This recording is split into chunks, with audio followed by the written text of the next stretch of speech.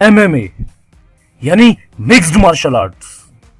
नाम से ही जाहिर होता है कि ये वो फॉर्म है जिसे कई मार्शल आर्ट्स को मिक्स करके बनाया गया है।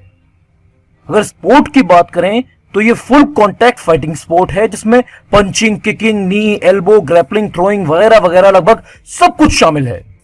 और अगर गौर से देखा जाए तो सिर्फ नाम नया है, ये खेल बहुत पुराना है। प्राचीन ग्रीस में एक खेल हुआ करता था जिसका नाम पेंक्रेशन था।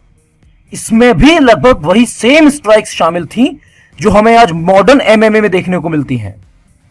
ग्रीक माइथोलॉजी के हिसाब से पेंक्रेशन को हेरेकस और थेसिस ने इन्वेंट करा और 1648 बीसी 33rd ओलंपियाड यानी प्राचीन ओलंपिक गेम्स, जो कि ओरिजिनली एक फेस्टिवल हुआ करता था ज़्यूस के लिए, इसमें पेंक्रेशंस को इंट्रोड्यूस करा गया। प्राचीन चाइना, इंडिया, इजिप्ट और जापान में भी इसी तरह के खेलों का उल्लेख मिलता है।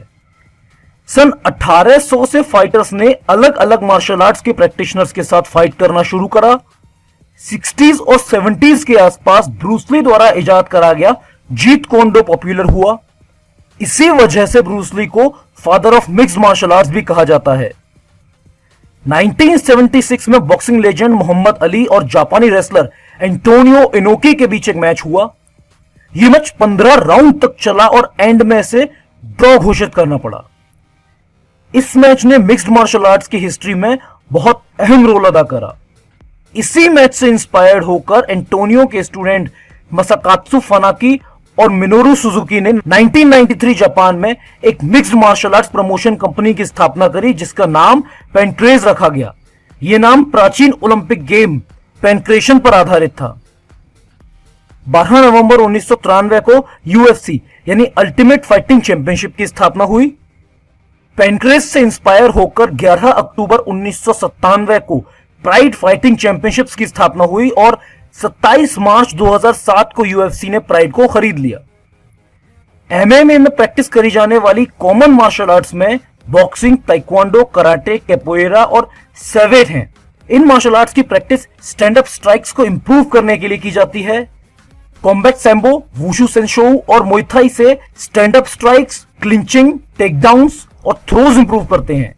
इनके अलावा judo, wrestling, jujutsu, ninjutsu, luta livre, इनके जरिए क्लिंचिंग, टेकडाउन और थ्रोज के साथ साथ ground control, position, submission hold आदि को इंप्रूव करा जाता है।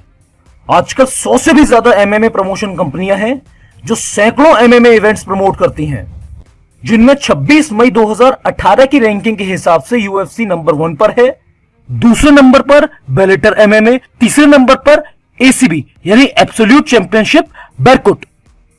इनमें होने वाली फाइट्स को आप शेरडॉग.com, MMAfighting.com, UFC.com पर देख सकते हैं। एमएमए फाइट्स भी अब वेट कैटेगरी के हिसाब से होती हैं। इनका फाइटिंग एरिया रिंग या फेंस्ड का हो सकता है। फेंस्ड फाइटिंग को केज फाइटिंग भी कहते हैं। ये राउंड, हेक्सागन या ऑक्टागन शेप में हो सकता है।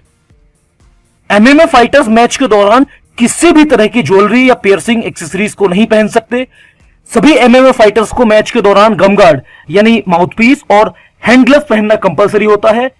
मेल फाइटर्स ग्रोइन गार्ड पहन सकते हैं पर फीमेल फाइटर्स को ग्रोइन गार्ड पहनना अलाउड नहीं है। हर नॉन चैंपियनशिप एमएमए कंटेस्ट में 3 राउंड होते हैं और चैंपियनशिप एमएमए मैच में 5 राउंड होते हैं। कोई भी राउंड 5 मिनट से ज्यादा का नहीं हो सकता।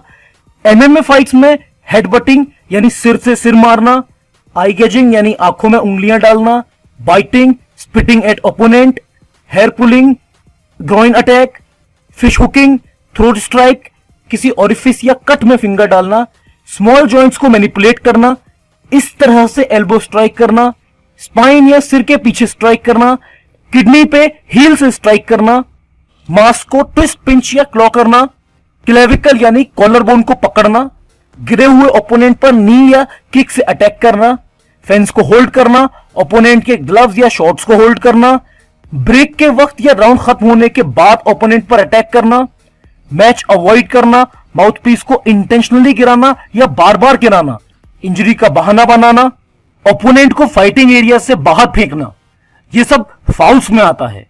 फाउल होने पर रेफरी पॉइंट्स में डिडक्शन कर सकता है और अगर फाउल मेजर है तो डिस्क्वालीफाई भी कर सकता है।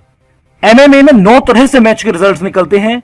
पहला, फिजिकल टैप आउट या वर्बल टैप आउट, दूसरा नॉकआउट, तीसरा डिसीजन वाया स्कोर कार्ड्स, चौथा ड्रॉज, पांचवा डिस्क्वालिफिकेशन, छठवां फोरफिट, सातवां टेक्निकल ड्रॉज, आठवां टेक्निकल डिसीजन और नौवां नो डिसीजन। भारत में बॉलीवुड एक्टर संजय दत्त और British Indian businessman Raj Kundra ने 2012 में एक ऑर्गेनाइजेशन बनाई जिसका नाम था SFL यानी सुपर फाइट लीग। इस वक्त इसके owner British Asian businessman Bill Dosanjh और British Pakistani boxing champion Aamir Khan है। MMA Olympics, Commonwealth, Asian Games, South Asian Games, National Games और स्कूल गेम्स में शामिल नहीं है। MMA इतना ज्यादा वायलेंट स्पोर्ट है कि 1996 में सेनेटर जॉन मैकेन ने पहला UFC इवेंट को देखा और इसे ह्यूमन कॉक फाइटिंग का नाम दिया और UFC को बैन कराने का कैंपेन भी शुरू करा। कुछ वक्त के लिए यह बैन भी हुआ, तब जाकर UFC में रूल्स एंड रेगुलेशंस को और मजबूत करा गया। पुराने जमाने में वर्चस्व वाले लोग अपने मनोरंजन के लिए जानवरों को या इंसानों को जानवरों की तरह लड़वाते थे। MMA में हम खुद एक दूसरे से जानवरों की तरह लड़ रहे हैं। इसे हम खेल तो बिल्कुल भी नहीं कह सकते।